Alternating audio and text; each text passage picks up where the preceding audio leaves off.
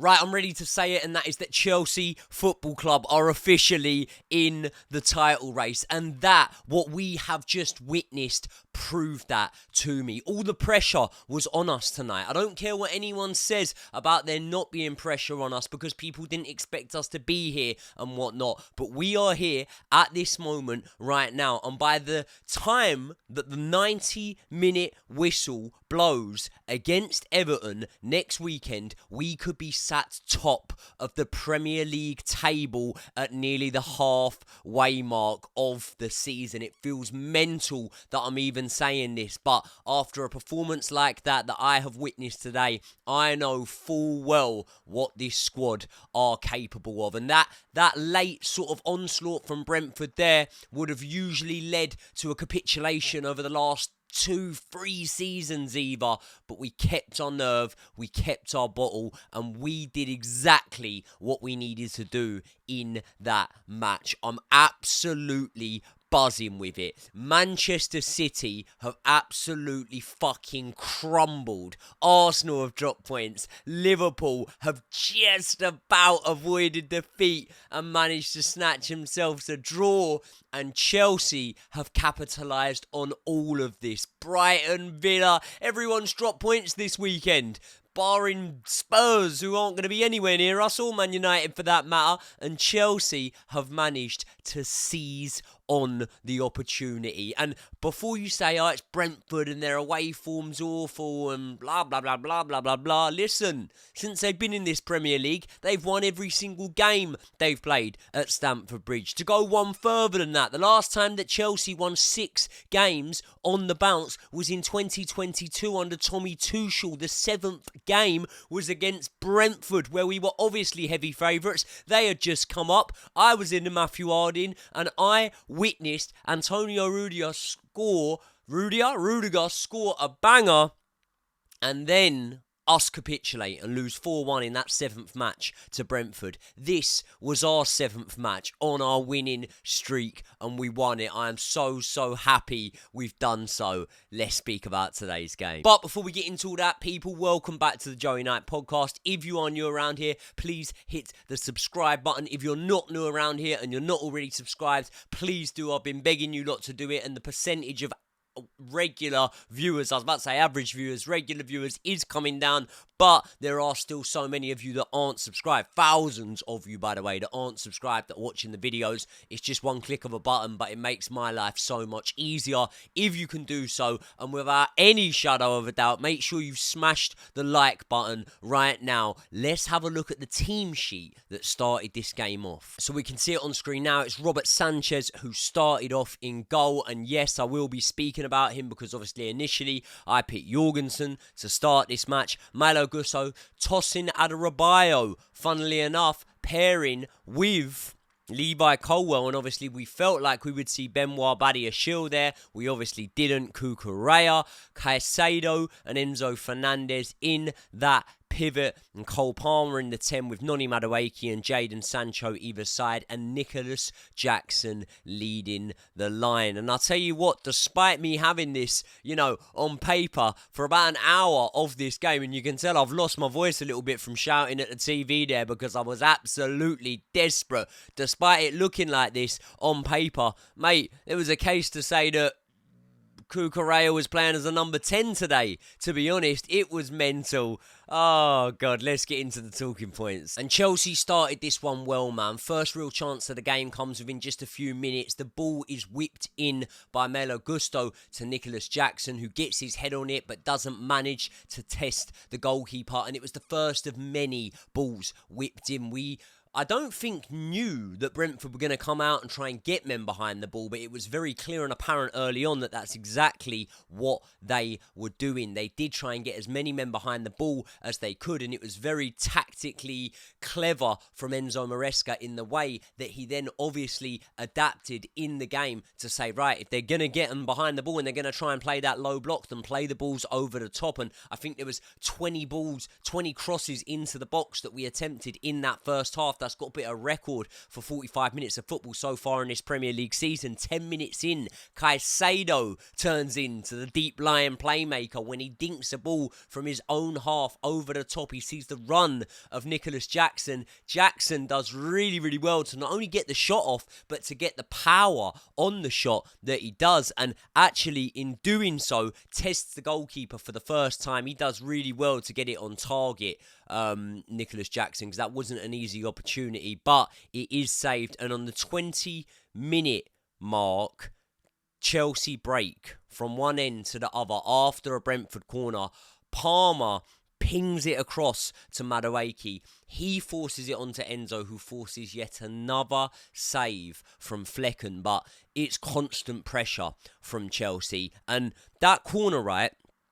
So Flecken saves the ball and it goes out for a corner. And that corner, we should have had a penalty. We should have had a penalty because Cucurella is rugby tackled to the ground in that moment. And listen, Cucurella will speak about his contribution again there, but he could have almost guaranteed us a goal with what he did there, because he's making a nuisance of himself in the box. He's rugby tackled. It was apparently immediately checked by VAR and waved away. Nothing was given. I don't know how it wasn't, because it was literally a stonewall penalty. A stonewall penalty. And here on after, it's just non-stop pressure from Chelsea, even to the extent where at times, right, and people will say, oh no, like you're imagining this, but I honestly do think that we were taking risks in playing out from the back on purpose just to draw Brentford out, because we knew that our best bet was going to be to get them to come forward a little bit. If you can't get the goal that's going to get them to come forward, at least give them some sort of opportunities. It's like a boxer wanting a counter punch, leading with a low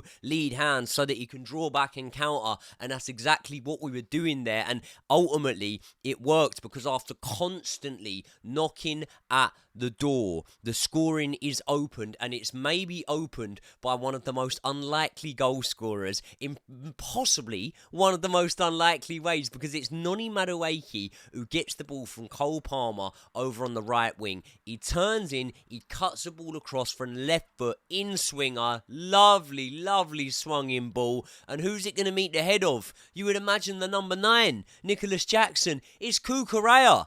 He's been playing in the number 10 all game, and he ends up heading one in. Oh my God. It's only his second ever goal for Chelsea Football Club. I believe it's his first goal in the league, and if memory serves me right, without having to look this one up, the only other goal he scored for us was against Leicester.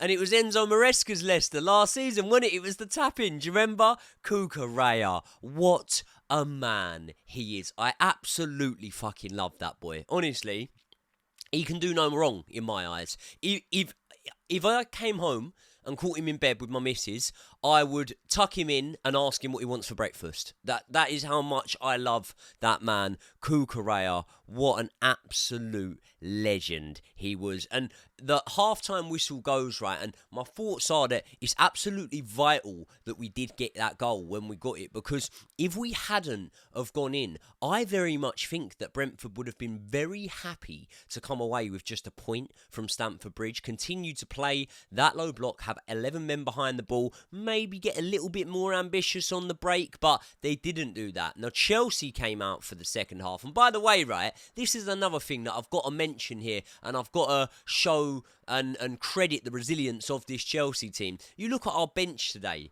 Okay, we had Nkunku that you could bring on, and attacking options, Keenan Dewsbury Hall, maybe. Who did we even have on the bench? I haven't even properly looked. But Tyreek George, obviously a good player, but lacks Premier League experience massively. Renato Vega, yeah, he could have come on and shored things up a little bit. But we're without Mikhailo Mudryk. We're without Pedro Neto. We're without João Felix. We're obviously without Wesley Fofana and Reece James, 2 starters for us, probably definitely in Fofana. And to still come through a tough match like that, believe me, that is a tough game without the probably preferred options. I don't think that if Pedro Neto was available, that either Madueke or Sancho would have both started this match. I think that Mykhailo Mudryk would have been a player that we would have brought on off the bench, and we didn't have those options. But we came out for the second half lively, offensive, on the front foot, looking to build on our lead and put Brentford straight on the back foot. And I've said it time in, time out, and I'm going to have to keep on saying it. I don't even think we're going to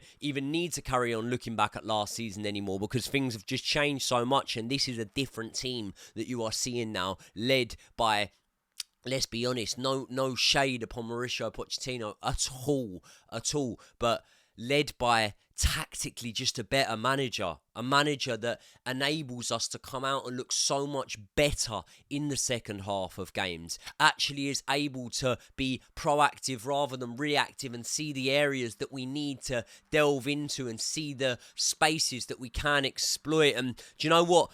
An hour into that game, right, we are literally dominant and we're in control. It's all us. I think I saw a stat at one point, even before this, and it was something like 59 touches in the opposition's box, whereas they had 8 in ours or something like that.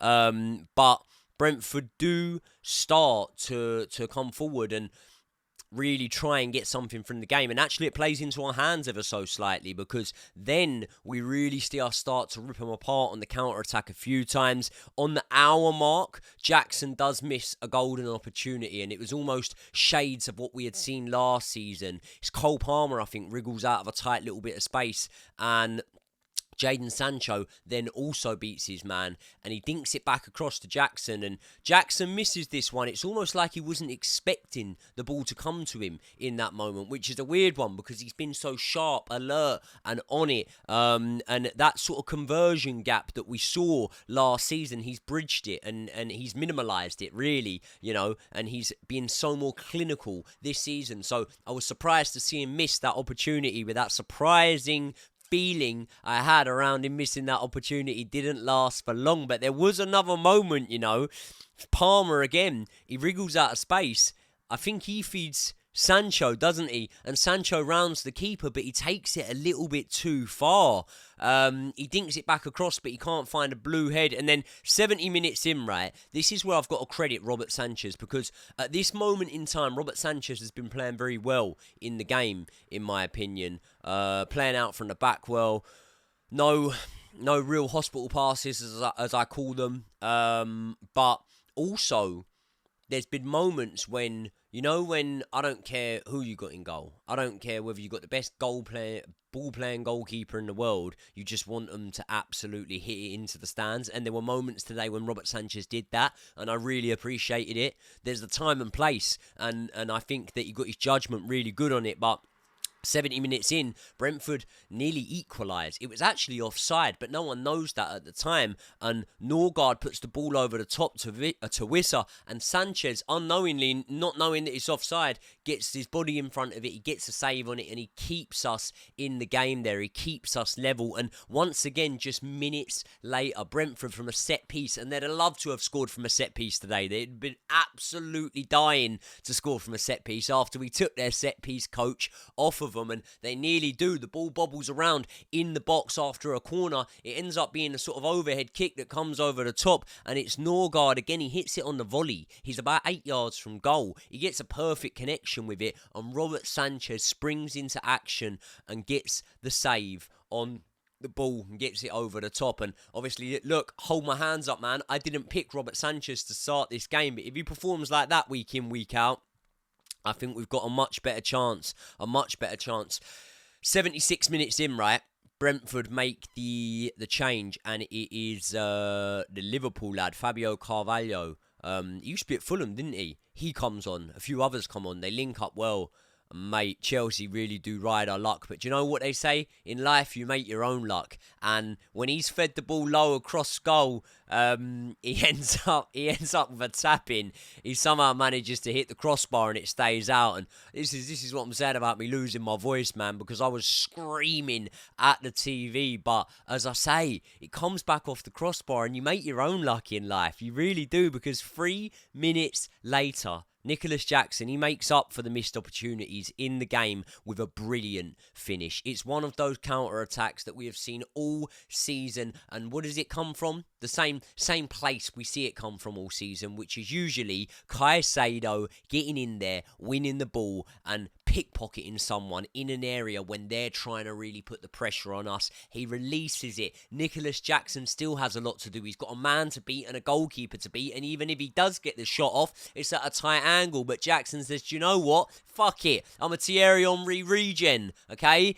And that is exactly what he does. Smashes it home to make it 2-0 and put the game out of sight. And I know that you'll say that Brentford do get that consolation goal 89 minutes in. We gifted them it. And uncharismatically, I'll hold my hands up again here. This one was Caicedo that actually lost out on the ball. Tossing slides in, misjudges it, and Bueno scores the goal. But just, if anything, gutted for Robert Sanchez to not get the clean sheet that his performance deserved in that game, because he wasn't at fault at all. I thought that was one of Robert Sanchez's best matches in a Chelsea shirt that I've seen, both him playing out from the back, being slightly creative at times, like I say, getting something on it when it needs to just be hit into the stands, and he was unlucky to not have the clean sheet there. But either way, a 2-1 win in a match where all the pressure's on you. When you play last, the pressure's on you. The pressure really is. When you play early, you don't know. You know, you could drop points and other people might drop points later. But when the pressure's on you like that, and you know you need to capitalise on everyone's slip-ups. Like, it ain't just like, oh, you know, Liverpool dropped some points or Man City dropped some points. Everyone dropped points this weekend. And Enzo Maresca's Chelsea are just showing that they've got a fucking set of bollocks on them, mate. And in this stage of the season, I'm not going to completely write off the good work that Mauricio Pochettino did, man. Things came really good towards the end of the season, and we went on a good run, unbeaten in our last 8 games, I think it was. And since the turn of the year, I think we only suffered two losses. We got to a cup final, so I'm not discrediting his work, but these boys have been thrown together. They were young. They didn't have relationships, bonds, and maybe, you know, we've got a lot to thank of Mauricio Pochettino for the work that he did and sort of oversaw that adaptation period. But things are starting to click now. And once every now and again, you get a season that really goes against the odds, okay? And sometimes even the obvious choice will still win the league in that season. Every now and again, you get a Leicester fairy tale type story, right? Where a team goes and wins the league or has at least a title push that maybe shouldn't have. And there'll be haters that sit here right now and go, you spent 2 billion net spend. Listen, we made a fucking shitload of money. Mason Mount,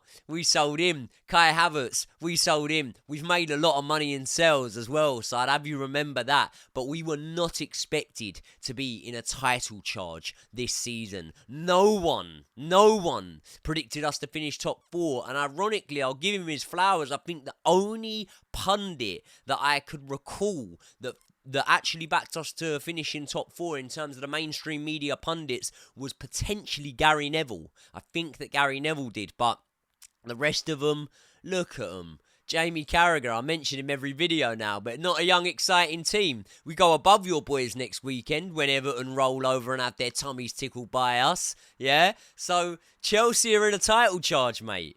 We are pouring on the pressure. And we've still got to play some of these big teams. And listen, so far, in the biggest of matches, we've come away with 2 draws and 2 losses, haven't we? Against, obviously, Man United, Man City, Liverpool and Arsenal. But the teams that, you know, we would have struggled against last season, we're not struggling against. We lost against Brentford last season, and then we drew against them away. We lost home and away, I think, the season before that against Brentford. Southampton we lost home and away against. Look at our improvement against these teams. And then look at the teams that you thought at the start of the season we would be competing against or thereabouts in terms of Spurs and Aston Villa and Newcastle. We faced all them boys in the league this season so far and we've beat all of them. Chelsea are here, mate, no matter what. And I said at the start of the season I'd be happy with Champions League football, and I still would. But I tell you what, once every now and again, you get one of them seasons. And we just got to keep on going with this. We just got to keep on going with it. Because I'll tell you what, things are looking tasty at Stamford Bridge. People, let me know your thoughts. Man of the match, who should we go with? Do you know what? I want to give it to Robert Sanchez. I want to give it to Caicedo.